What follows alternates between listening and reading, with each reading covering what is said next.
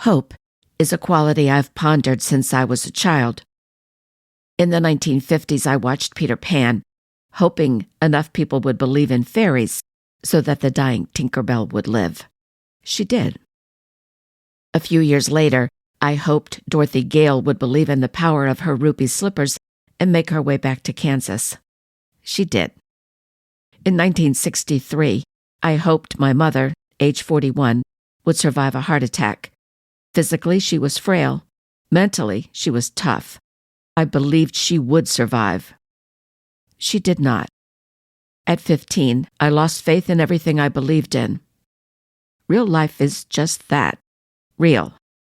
So decades later, when my husband lay in the hospice bed in our dining room with last-stage Alzheimer's, I knew better than to believe that he would miraculously recover. That stage of our journey was long gone, and I needed hope more than ever. Hope, a gift or a curse? That's what this episode, number 12, is all about. You're listening to My Spouse Has Dementia, a podcast that uses personal stories, occasional interviews, and simple rituals to support dementia caregiving spouses. My goal is to help us survive, because about 40% of us die first. I'm Zita Christian, writer, life cycle celebrant, widow. My husband had Alzheimer's. He died in July. 2 weeks after Dick died, the caregivers support group I belonged to had to shut down. The organizers said they planned to regroup early next year with in-person meetings. In the meantime, I was one of 4 regulars who saw those bi-monthly meetings as safe havens, where no question was too personal, where our fears were never dismissed and our failures never judged. Rather than have our little group disband, even for 6 months, I offered to use my Zoom account to keep the 4 of us connected. Before the pandemic, when the meetings were held in person, there were maybe 20 people in the group. On average, 8, maybe 10 came to the meetings. Most of the caregivers were dealing with a loved one who had Parkinson's. But there were a few, like me, who were caring for a loved one with Alzheimer's or some other kind of dementia. We had a few husbands caring for wives, a daughter caring for her mother, and most of us were wives caring for husbands. The men and women being cared for did not attend these meetings. Their absence gave us, the caregivers, the comfort to ask about sensitive topics and the freedom to vent. Now and then a woman would talk about the negative side effects of a new medicine her husband was taking. Someone else might ask if there was anything promising on the horizon for experimental drugs. We all knew that the professionals running the group weren't there to provide medical advice. We were just looking for a reason to hope. They always gave us a reason, but I, for one, didn't always recognize it. Not at first, anyway. See, I think that when you work in the field of Alzheimer's, Parkinson's, Lewy body, and other forms of dementia, you know the outcome. Of course, people are different, so timing and symptoms and the actual cause of death will vary, but the outcome is always the same. When you're a caregiver and you first enter that foggy field, not because it's your profession, but because your spouse is lost in that mist, you're lost too. All those past memories and future plans, the whole bond of love that stabilizes your life, well, suddenly the ground of your heart shakes. You're lost. Desperate for a signpost, you buy books that claim to cure. You buy books that claim to prevent Alzheimer's and then berate yourself for not following the protocols years ago. You read magazine articles about alternative treatments. You cling to blog posts written by people who are further along the journey. You turn up the volume when there's news about a new Alzheimer's drug. That's what hope looks like in the beginning, when you're lost. I remember those days. Then time passed. I didn't feel lost anymore. I felt angry. I watched the commercials on television. You've probably seen them. There's one with an old man who can't remember how to tie his shoes. Another shows an old woman sitting in a manicured garden staring at the flowers. In these portraits of Alzheimer's, there's usually a daughter, a son, a caretaker, a spouse. Those people are always smiling. This person and the patient with Alzheimer's, they might sit side by side and hold hands. They might work a jigsaw puzzle or take a walk in their picket fence neighborhood, admire the beauty of a sunset, or laugh over their dripping ice cream cones. Well, those images didn't match my reality. I remember a well-meaning volunteer I met through the local senior center. She came to my house and tried to engage my husband in a card game that matched pictures of shapes and colors. Dick got frustrated.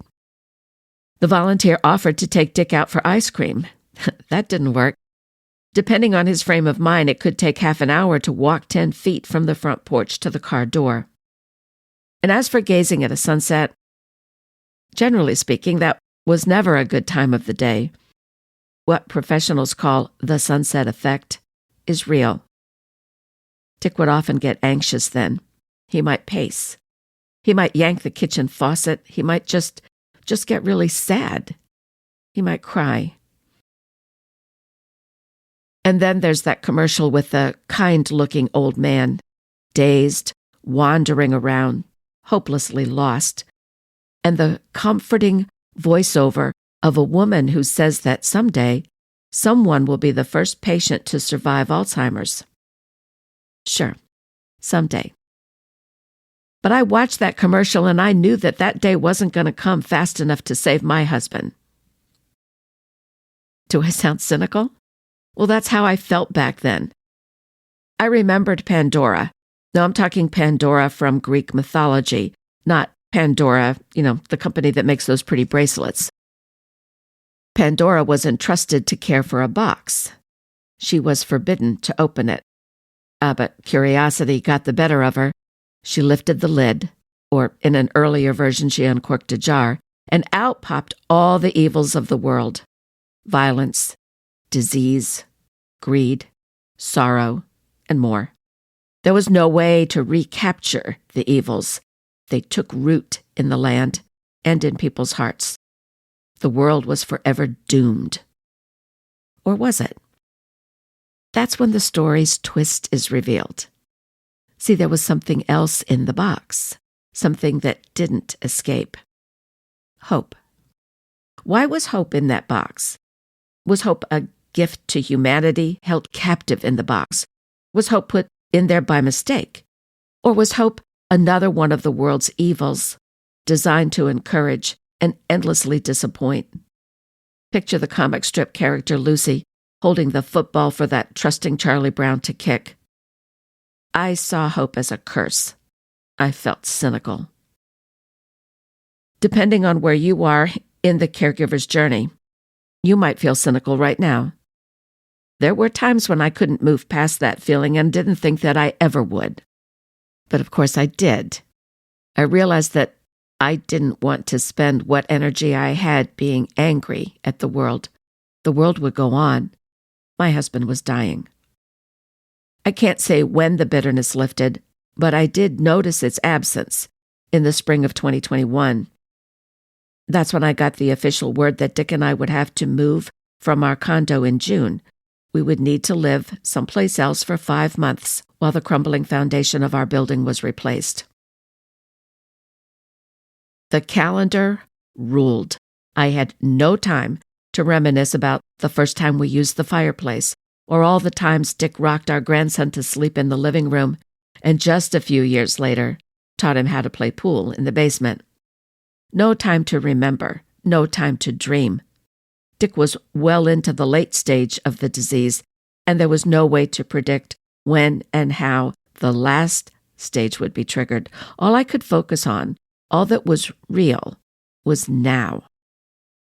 Dick and I had more than 40 years of our lives in the basement. I had to empty it all, arrange for the carpet to be removed, for the walls, the ceiling, the plumbing to be demolished. The company replacing the foundation would remove the oil tank, furnace, and hot water heater. I still had to get the basement down to the studs. Same for the garage. Like it or not, a bulldozer was about to change my world. I had to focus on what I had to do now. Between March, when I got the notice, and June, when we actually moved, Dick and I experienced an awful lot of stress. At least I knew what was happening and why. He did not, and I couldn't fix it. We spent 5 months living with our daughter, son-in-law, and grandson. Dick and I moved back into our home in November. The disease had progressed. 6 months later, the end stage began. Somewhere along this whole journey, I stopped looking for an experimental drug, stopped hoping for a miracle cure. I had not, however, abandoned hope. Yes, I had denied it for a while, but I hadn't abandoned it. Not even when hospice entered our world. Especially not then. You see, when I was in elementary school, I learned that in Greek, my name, Zita, means seeker. In Spanish, it means little hope. Hospice entered our lives in June. The nurses presented the reality and inevitability of death with education, understanding, compassion, and the promise that my husband would not suffer. I focused on the now. Was my husband warm enough? Were his lips moist? He could no longer swallow, but I could use an oral sponge to keep his lips from cracking. Were his undergarments clean and dry? When he labored to breathe, the gasping clearly painful, I gave him morphine. All the while I told him I loved him. All the while I hoped he would die here, at home, with me. I just spent my first Thanksgiving in more than 41 years without my husband. As sad as it was, I have a lot to be thankful for. Evidence of Dick's love for me and for our family was everywhere. I didn't expect to feel at peace, but I did. A few days ago, I shared with my friend Marcia Brown that I was exploring the concepts of hope and peace for the podcast. She shared with me something she had written in her journal last April about peace, and with her permission, let me share a few of her words with you. Marcia wrote, "The striving and the struggles against odds and obstacles are not things that we consider particularly peaceful. We don't often think of our daily lives, the routines by which our days are shaped, as being peaceful. Yet there is peace to be had, and it is freely available to all of us, every last one of us, if we can bring ourselves to accept it. The way to be peaceful is to immerse oneself fully in whatever is happening in the present moment and remain centered right in the moment and no other, past or future. It's the thing that philosophers and great thinkers the world over have said all along." Thank you, Marcia. I also talked with my friend Judy Adorian about hope and optimism. She and I both know how optimism can build resilience, just as optimism can distort reality. Judy said, "I think part of healthy optimism comes from mindfulness and the practice of not being attached to results and knowing that I don't necessarily know what's best." Thank you, Judy. Judy's thoughts were similar to Marcia's. We need to be mindful about what we're doing now. When we're caring for a spouse with dementia, we're forced to live in the now. And maybe that's the gift. Maybe now is where hope lives. That focus on the now is something I learned to appreciate when I was in the support group that I talked about earlier. Amanda, Jennifer, and Jen, the professionals who ran the group, always brought my concerns and those of the other caregivers back to the fact that help was available. Did they have a magic wand? No. They had resources. They reminded us that we needed to have the basic end-of-life documents in place, and they had a list of local attorneys who specialized in elder law. They assured us that, as caregivers, our fear and our anger were both understandable and normal. They encouraged us to attend free programs and webinars offered by various health agencies that explored the caregiver's journey, and they gave us the links. They took the mystery out of walkers, wheelchairs, transport chairs, grab bars, ramps, and more by having equipment representatives talk to us, answer our questions, offer suggestions. They brought in an experienced caregiver and a manager of a memory care facility so that we could ask some, really hard questions before our own needs became critical. That's just a small list of the resources they shared with the group. Could I have found that information on my own? Well, yeah, in time, sure, or at least I think I could. But the information itself was only half of what I needed.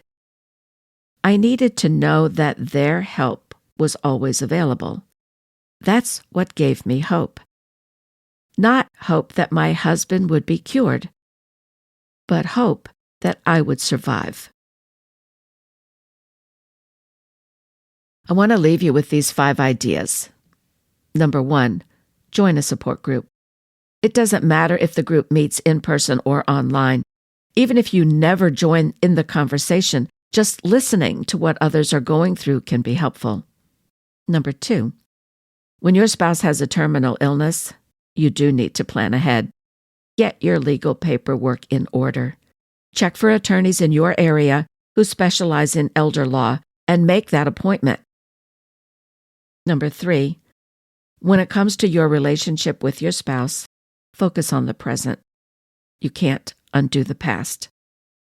The very nature of dementia makes it impossible to know what your relationship will look like in a few years, even in a few months. What you can do is be patient with yourself so that you can be patient with your spouse. Number 4, keep a running list of tasks someone else could do for you. Include things like go to the grocery store, take the dog for a walk, clean the litter box, cut the grass, rake the leaves, weed the garden, fill up the car with gas, take the car in for an oil change. Watch a movie with your spouse so you can go get a haircut or go for a walk or take a shower without worrying that your spouse might have an accident. Help with the laundry. I remember towards the end I was doing 3 loads a day. Keep adding to the list. Tape it to the refrigerator. Doing so won't be nearly as hard as taping up that bright orange "Do Not Resuscitate" order. And number 5, let family, friends, and neighbors know what you're going through. When they ask how you're doing, say, "It's been a really hard week." When they ask what they can do to help, show them the list. Ask if they can do one thing on the list, just one. I think most people want to help, they just don't know how. Okay, so before I close, I want to say thank you to Robbie44, who left this 5-star review on Apple Podcasts. Robbie44 wrote, "Amazing. Thank you so much for sharing your experience. I am knee-deep in this. I just sent this link to my husband's kids and my support group coordinator. Grateful beyond words to you." Robbie44, I'm grateful to you, not only for that beautiful review, but also for sharing the link to the podcast with your support group, and especially with members of your family. They might have no idea what you and your husband are going through. Along that same line, as you listen to this episode, if you nodded even once to something I said because it resonates with what you're going through, please ask someone you trust to listen to the podcast and talk about it with you. Encourage that person to ask you questions. You need to talk about what you're going through.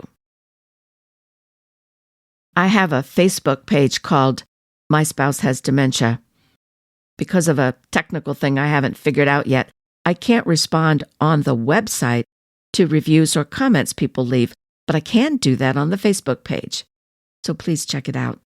Oh, and I just remembered something else that my friend Marcia Brown sent to me. It's a snippet from Dante's Inferno. It's the words carved on the gates of hell. Those words: "Abandon all hope, ye who enter here." Now, I don't believe in the hell that I learned about in school. I do believe that misery thrives when there is no hope. These days, sadness has a permanent place at my kitchen table. It sits next to me on the couch. It cuddles with me in bed. These days I'm sad, but I'm not suffering. The sadness reminds me that I survived. And that, my friend, is why I have hope for my future. My future and yours. Yeah, I do. Thank you for listening. If you want to get in touch, and I hope you do, send an email to zita@myspouseHasDementia.com. Nobody sees my email but me. Finally, when I say take good care of yourself, I mean it. Those words aren't fluffy. They're fierce, because we need to survive.